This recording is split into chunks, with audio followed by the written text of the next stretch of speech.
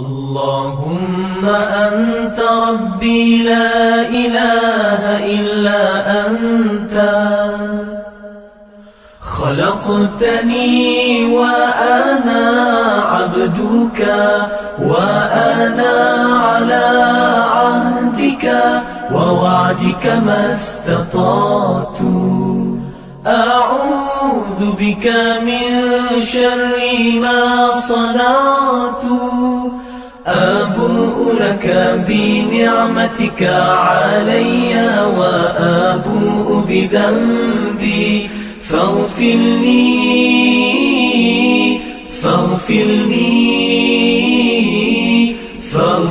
لي فإنه لا يغفر الذنوب إلا أنت. Ya Allah, Engkau Tuhanku, tiada Tuhan selain Engkau. Engkau ciptakan aku dan aku hamba-Mu, dan aku berada dalam janji-Mu menurut kemampuanku. Aku berlindung denganmu daripada kejahatan yang kulakukan. Aku sedari nikmat-Mu kepadaku, dan ku sedari akan dosa-dosaku. Ampuni aku, ampuni aku, ampuni aku, kerana sesungguhnya tiada yang dapat mengampunkan dosa kecuali Engkau.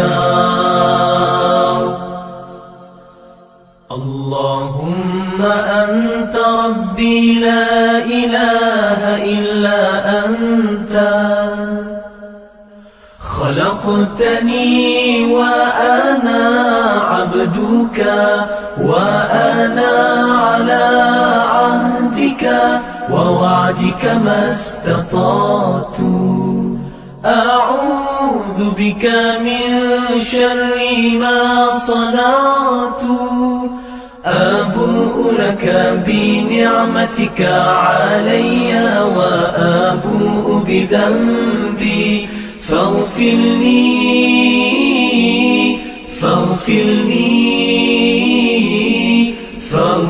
لي فإنه لا يغفر الذنوب إلا أنت.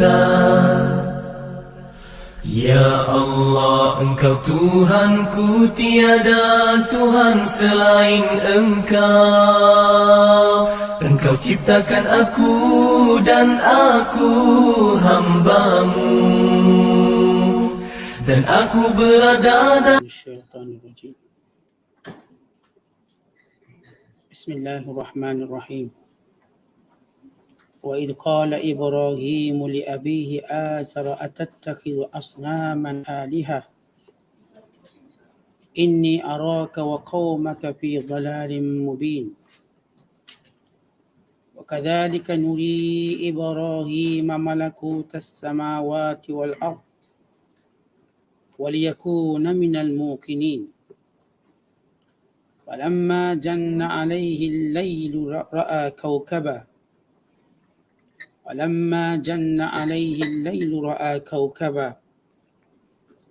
قال هذا ربي فلما أفل قال لا أحب الآفلين فلما رأى القمر بازغا قال هذا ربي فلما أفل قال لئن لم يهدني ربي لأكونن من القوم الضالين فلما رأى الشمس بازغة قال هذا ربي هذا أكبر فلما أفلت قال يا قوم إني بريء مما تشركون إني وجهت وجهي للذي فطر السماوات والأرض حنيفا وما أنا من المشركين وحاجه قومه قال أتحاجوني في الله وقد هدان ولا أخاف ما تشركون به إلا أن يشاء ربي شيئا وسع ربي كل شيء علما أفلا تتذكرون وكيف أخاف ما أشركتم ولا تخافون أنكم أشركتم بالله ما لم ينزل به عليكم سلطانا فأي الفريقين أحق بالأمن إن كنتم تعلمون الذين آمنوا ولم يلبسوا إيمانهم بظلم أولئك لهم الأمن وهم مهتدون وتلك حجتنا آتيناها إبراهيم على قومه نرفع درجات من نشاء إن ربك حكيم عليم صدق الله العظيم. Dan ingatlah ketika Nabi Ibrahim berkata kepada bapanya Azar, patutkah ayah menjadikan berhala-berhala sebagai Tuhan-Tuhan? Sesungguhnya aku melihatmu dan kaummu dalam kesesatan yang nyata. Dan demikianlah kami perlihatkan kepada Nabi Ibrahim kebesaran dan kekuasaan kami di langit dan di bumi. Dan supaya menjadilah ia dari orang-orang yang percaya dengan sepenuh-penuh yakin. Maka ketika ia berada pada waktu malam yang gelap, ia melihat sebuah bintang bersinar-sinar. Lalu ia berkata, inikah Tuhanku? Kemudian apabila bintang itu terbenam, ia berkata pula, aku tidak suka kepada yang terbenam hilang. Kemudian apabila dilihatnya bulan terbit menyinarkan cahayanya, ia berkata, inikah Tuhanku? Maka setelah bulan itu terbenam, berkatalah ia, demi sesungguhnya, jika aku tidak diberikan petunjuk oleh Tuhanku, nescaya menjadilah aku dari kaum yang sesat.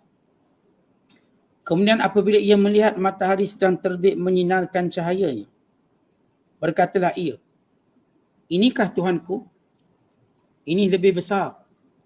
Setelah matahari terbenam, ia berkata pula, wahai kaumku, sesungguhnya aku berlepas diri bersih dari apa yang kamu sekutukan Allah dengannya. Sesungguhnya aku hadapkan muka dan diriku kepada Allah yang menciptakan langit dan bumi. Sedang aku tetap di atas dasar tauhid.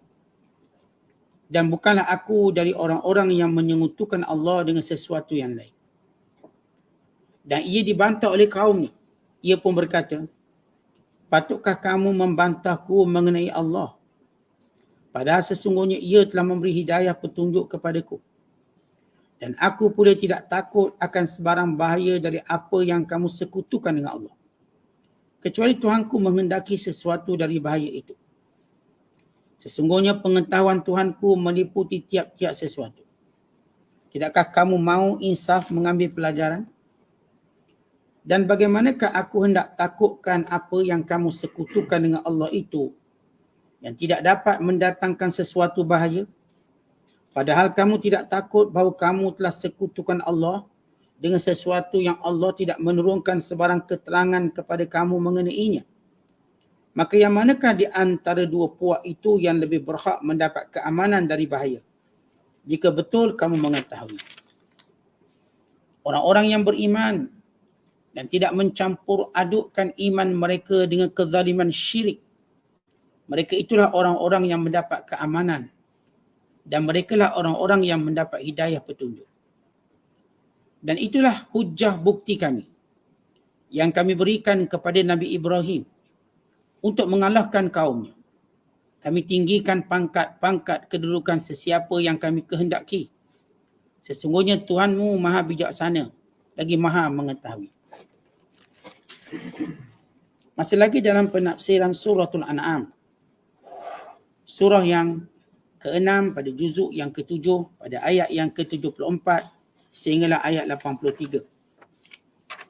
Kalau sebelum ini ayat-ayat yang kita bacakan tentang hujah yang diajar oleh Allah Ta'ala kepada Nabi Muhammad sallallahu alaihi wasallam dalam menghadapi berhadapan dengan musyriki Mekah. Penyembah-penyembah berhala di Mekah. Bagaimana Allah Ta'ala mengajar baginda sallallahu alaihi wasallam menjawab satu persatu kekeliruan, keraguan yang ditimbulkan oleh penyembah-penyembah berhala di Mekah. Dan bagaimana Allah memerintahkan Nabi sallallahu alaihi wasallam dan orang beriman supaya berpaling daripada kelompok penyembah berhala, khususnya yang suka mempermainkan agama Allah, menghina agama Allah Subhanahu Wa Taala, dan memberi peringatan kepada kaumnya bahawa aku ialah Rasulullah yang diutuskan oleh Allah Subhanahu Wa Taala. Siapa yang mengingkariku, maka ada azab Allah yang menantinya, ada siksaan Allah, iaitu Allah yang memiliki langit dan bumi, Allah yang menguasai dan mentadbir seluruhnya, Allah yang akan mematikan kamu semua dengan tiupan sangkakala, dan Allah yang akan mengadili kamu.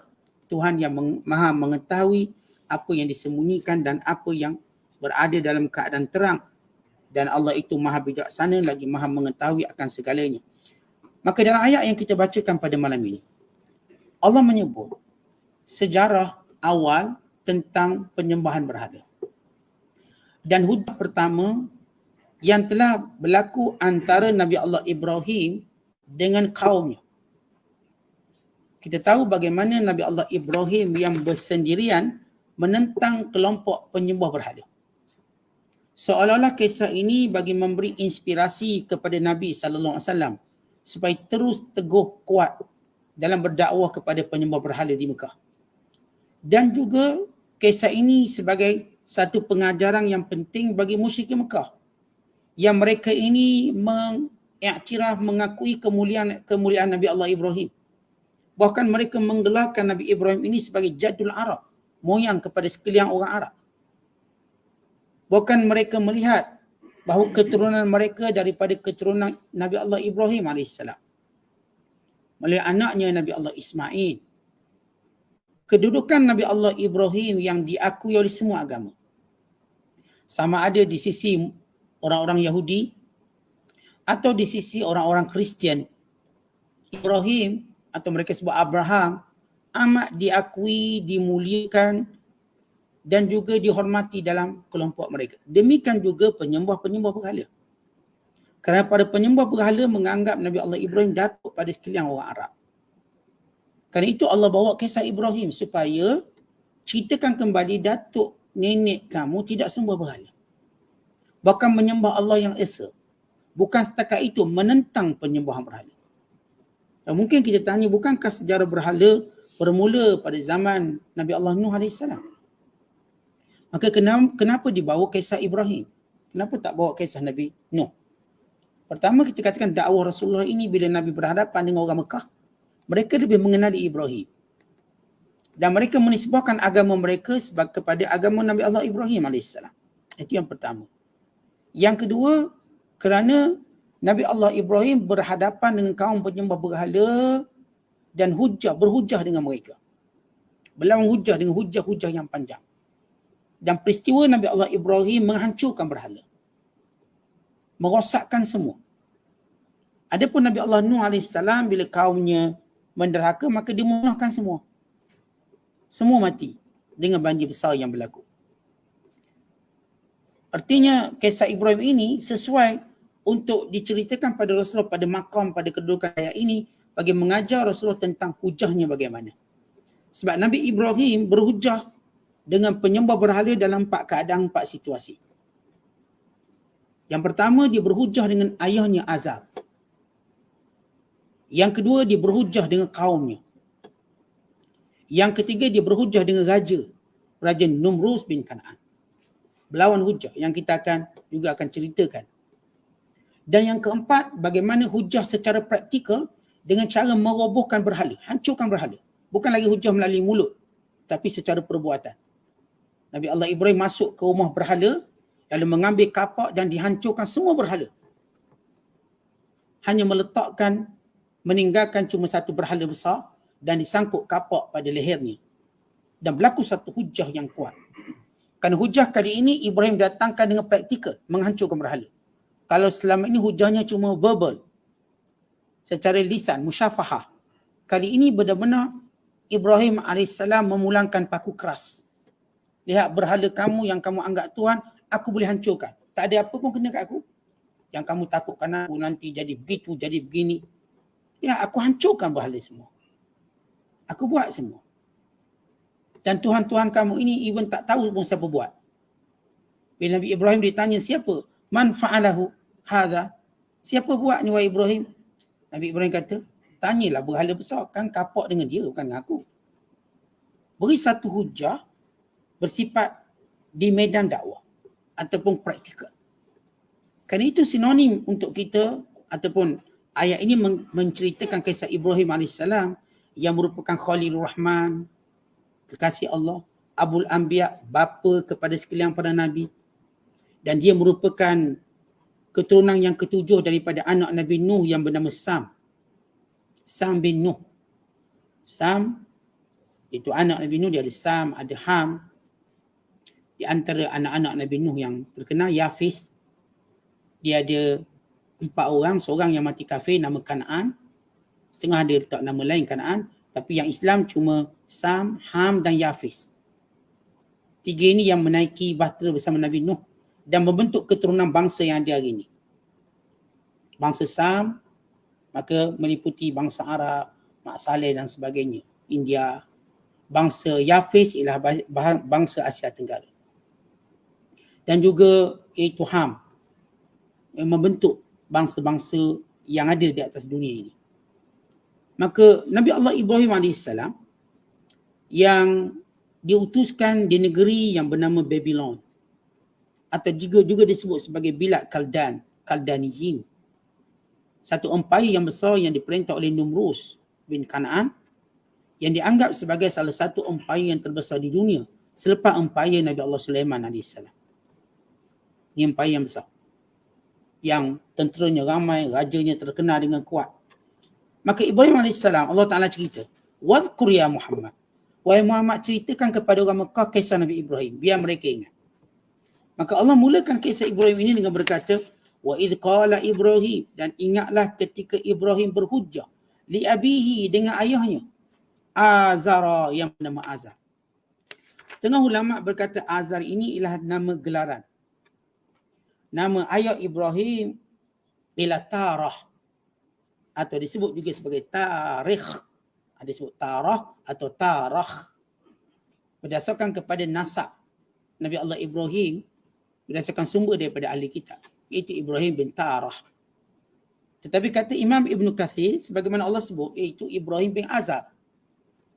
Dan setengah ulama mengambil jalan tengah dengan berkata Azar itu gelaran. Kerana ayah Ibrahim ini pembuat berhala. Dan dia ialah pembuat berhala istana. Dia bukan pembuat berhala jual tepi jalan tu.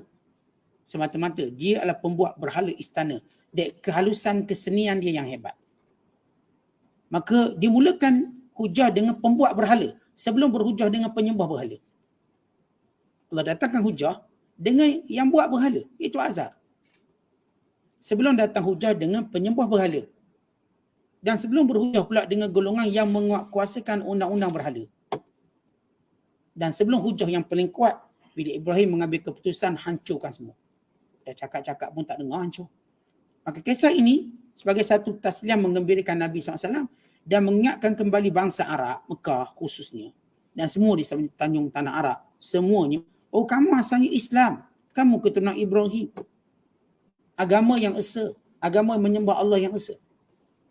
Wahai Muhammad, bacakan kepada mereka kisah Ibrahim ketika mana dia berkata kepada Azar, ayahnya, "Atattakhizu asnaman alihah?"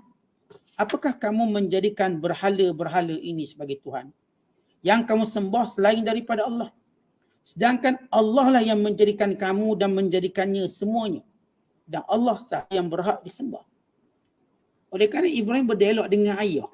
Ayah ni pun tahu berhala ni bukan Tuhan sebab dia tukang buat. Apakah kamu menjadikan berhala yang kamu buat dengan tangan? Dalam ayat yang lain, Allah cerita, "Ata'buduna ma tanhitun." Apakah kamu menyembah apa yang kamu pahat sendiri? Yang kamu bentuk sendiri? Mana akalmu untuk mengatakan ia Tuhan? Walau tangan kamu yang membentuknya siang malam menjadikannya Tuhan. Maka ini daripada hawa nafsu kamu. Inni araka wa qaumaka fi dhalalim mubin. Ayah, saya nampak ayah ni jauh daripada kebenaran. Kaum ayah juga jauh daripada kebenaran. Baik, kenapa Nabi Allah Ibrahim menyebut dua? Ayah ni tak betul ni. Kaum ayah pun tak betul. Kerana kadang-kadang kalau kita sebut seorang tu tak betul, dia kata ramai orang buat, semua orang buat macam tu. Maka Ibrahim tu berkata, ayah tak betul, orang pun tak betul orang lain. Kerana menyembah berhala. Tetapi kenapa khitab kepada ayahnya terlebih dahulu? Macam saya katakan, kerana ini yang dekat dengan Ibrahim. Memang menjadi sinonim dakwah, berdakwah dengan orang dekat. Berdasarkan firman Allah Ta'ala, wa anzir ashiratakal akrabin. Maka serulah kaum keluarga kamu yang terdekat. Kalau tidak, kalau Ibrahim AS memulakan dakwah dengan orang jauh, nanti orang kata, ayah kamu ada ajar. Kamu ada beritahu ayah kamu, tu ayah kamu yang tukang buat berhala. Ada tegur ayah kamu. Bukan kita pun dalam percakapan harian kita, kalau kita cuba tegur orang, dia kata, alah tegurlah bini sendiri tu, bini sendiri pun tak betul. Tegurlah anak sendiri dulu tu, orang akan terjah kepada keluarga kita. Namun bila kita saya dah cakap. Dengan anak saya dah cakap. Dengan isteri saya dah cakap. Dan dengan awak pun saya cakap. Maka kerana itu dakwah Ibrahim ini jami' mani. Ibrahim terus kata, ayah, apa yang ayah lakukan ini sesat. Dan kaum ayah yang ayah ikut juga sesat. Maka dialog ini di sini, ringkas. Nanti Allah Ta'ala akan cerita lagi dialog panjang antara dia dengan ayahnya. Ugutan ayahnya, bagaimana ayah dia balas. Kerana dalam ayat ini cuma nak beritahu intro cerita kisah. Ingat balik, Ibrahim sendiri membantah dan melawan penyembahan berhala. Dan orang pertama dia engkar ayahnya sendiri. Supaya musyrikin tahu, musyrikin Mekah tahu, kalau Rasulullah mengingkari kaumnya sendiri, Ibrahim yang mereka kagumi engkar ayah sendiri. Lagi dekat. Kalau mereka kata, wahai Muhammad, kita kan sama kaum. Yang kamu tegur kami kenapa? Tegurlah kaum lain. Ini Ibrahim tegur ayah sendiri, lagi dekat. Menegur. Maka kemudian Allah Ta'ala menyatakan, wa kadzalika, dan demikianlah. Nuri Ibrahim, kami telah tunjukkan kepada Ibrahim, malakutas samawati wal ardh, kerajaan langit dan kerajaan bumi milik Allah Subhanahu wa Ta'ala. Untuk Ibrahim jadikan ia sebagai hujah keesanan Allah. Kenapa disebut?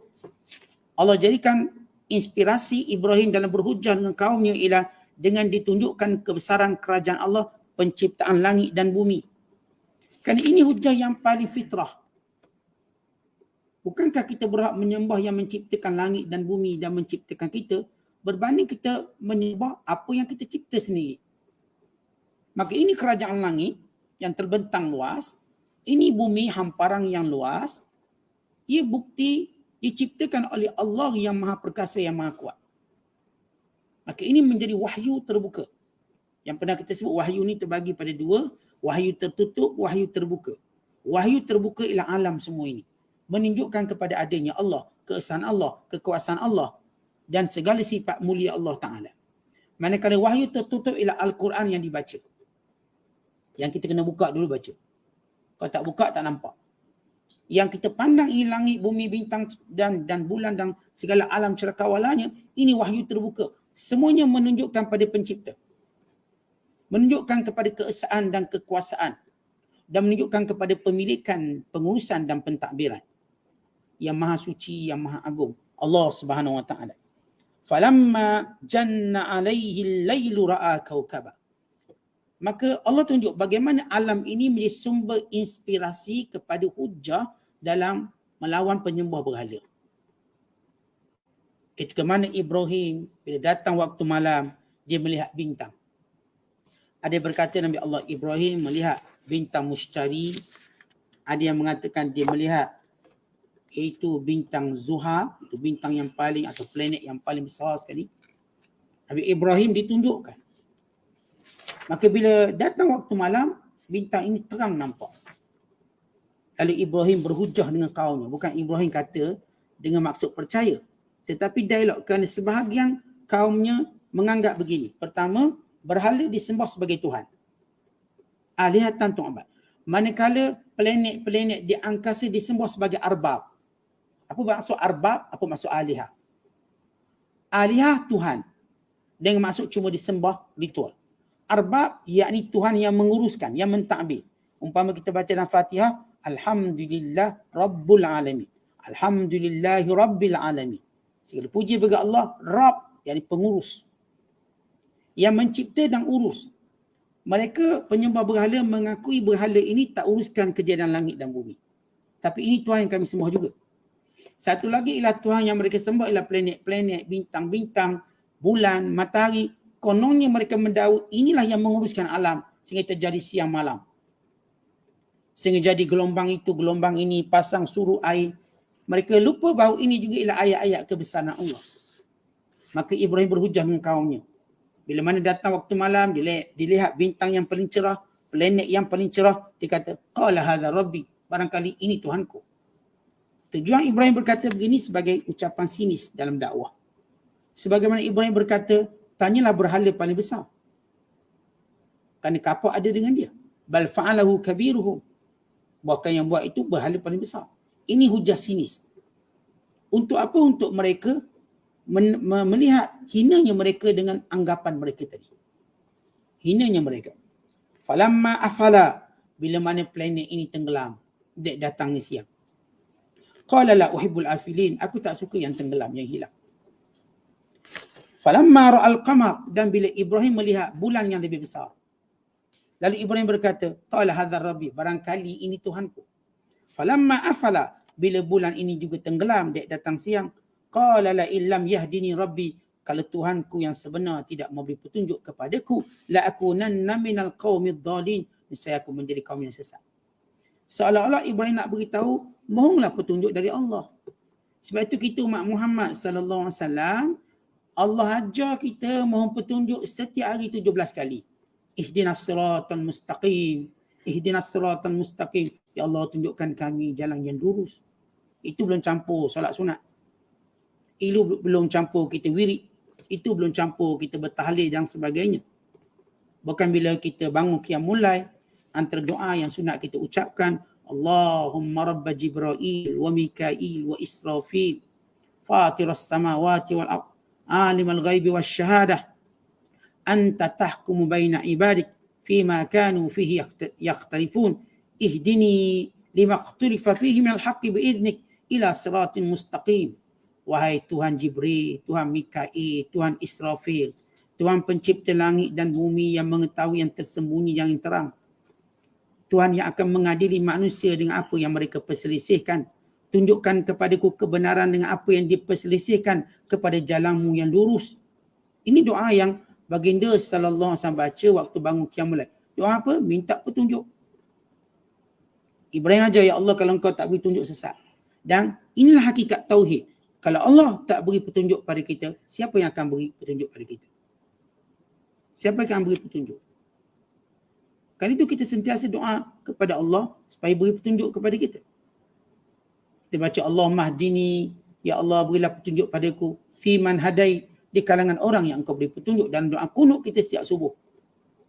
Dan banyak keadaan kita duduk antara dua sujud, kita pun Rabbighfirli warhamni wajburni warfa'ni warzuqni wahdini wa'afini wa'fu anni.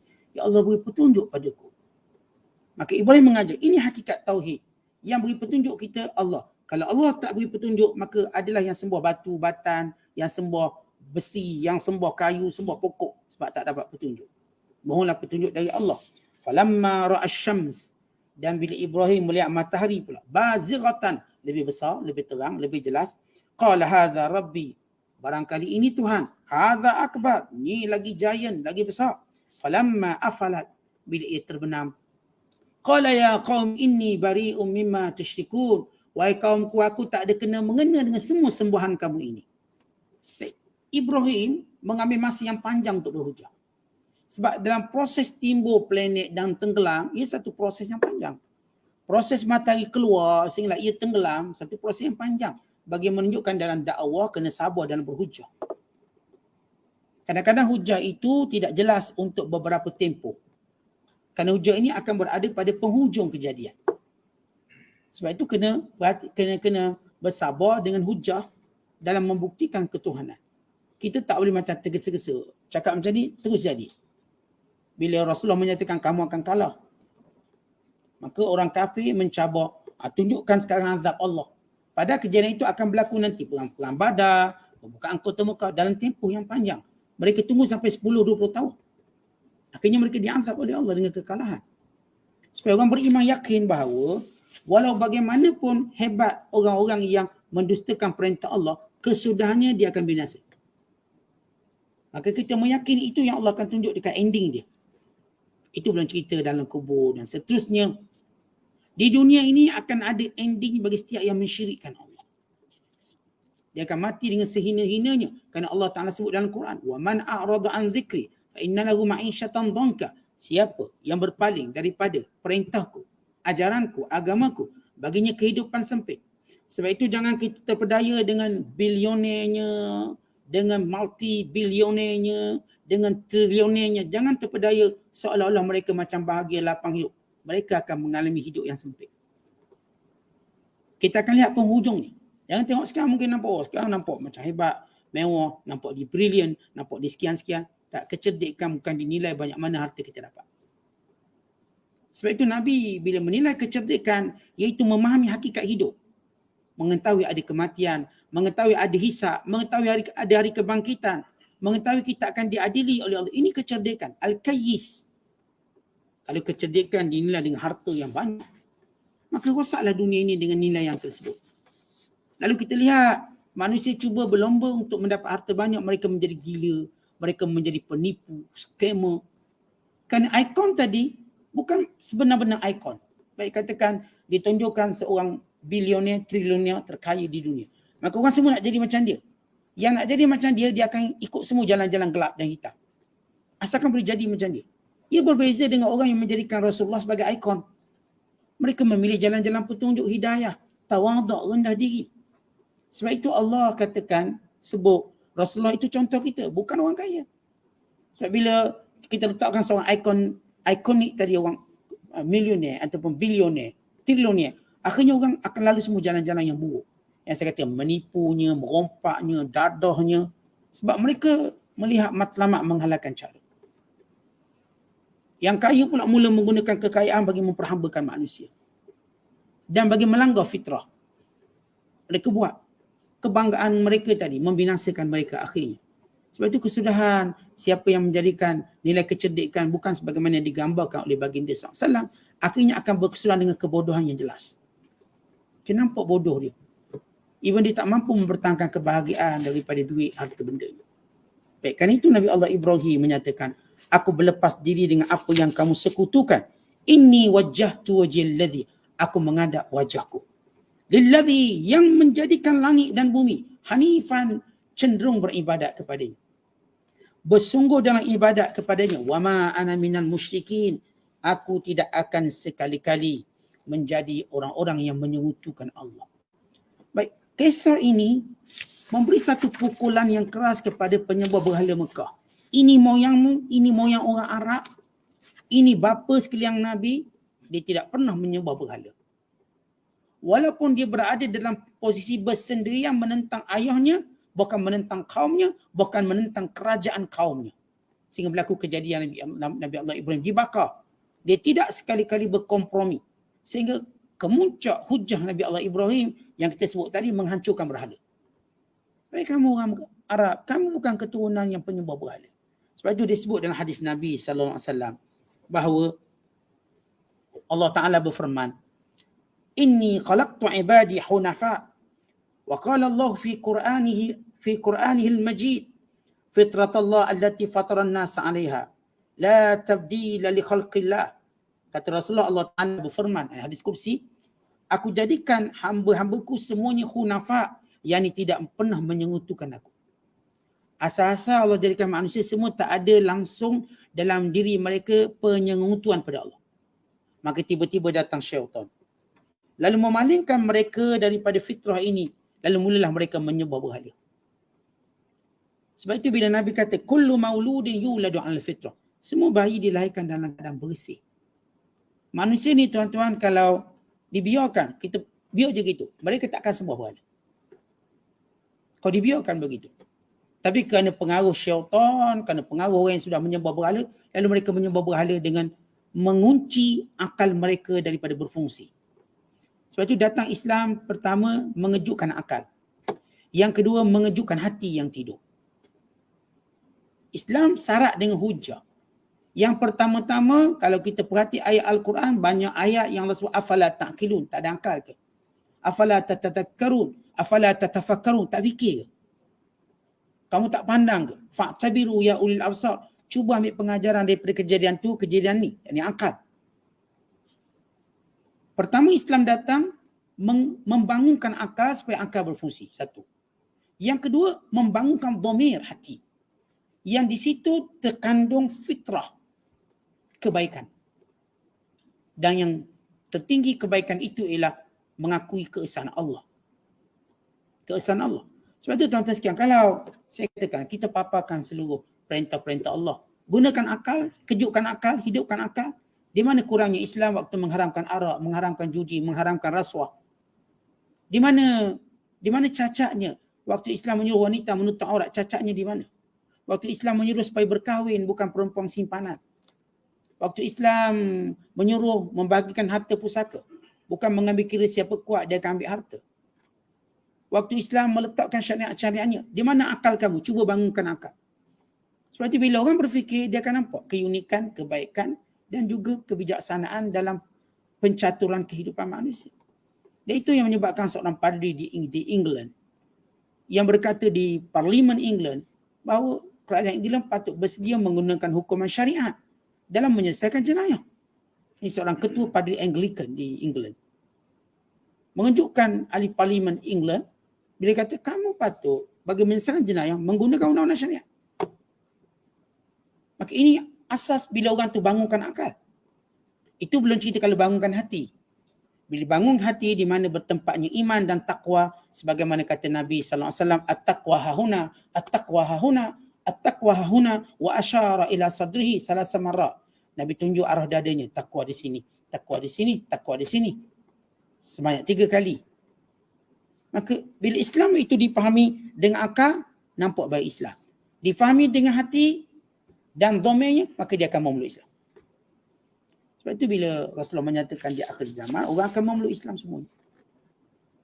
Akan memeluk Islam. Kenapa? Manusia mula menggunakan akal. Dengan ada teknologi terkini. Dengan telefon, dengan TV, dengan sekian-sekian. Ini sebenarnya satu jalan untuk membuka kembali akal manusia. Maka kerana itu disebut di akhir zaman, bila turunnya Nabi Isa, semuanya akan beriman. Melainkan Yahudi yang menjadi pengikut Dajjal. Ini kehebatan syariat. Dan ini juga kisah yang menarik tentang Nabi Allah Ibrahim. Dan insyaAllah kita akan tambah lagi atau cerita lagi, sambung lagi bagaimana Ibrahim berhujah lagi dengan kaumnya. Ketika mana kaumnya pada ayat 80 hingga 83 yang kita tak sempat urai malam ni, bila kaumnya mengugut akan ancaman daripada berhala. Oh, kamu tak nak sembah berhala, akan berlaku sui pada kamu. Akan berlaku sumpahan pada kamu. Akan berlaku kecacatan pada kamu. Sekian-sekian ugutan. Dan Nabi Ibrahim membalas balik ugutan mereka. Bagaimana Ibrahim membalas ugutan orang yang mengugut Nabi Ibrahim kerana konongnya mempersendakan berhala-berhala mereka. Wallahu a'lam. Assalamualaikum.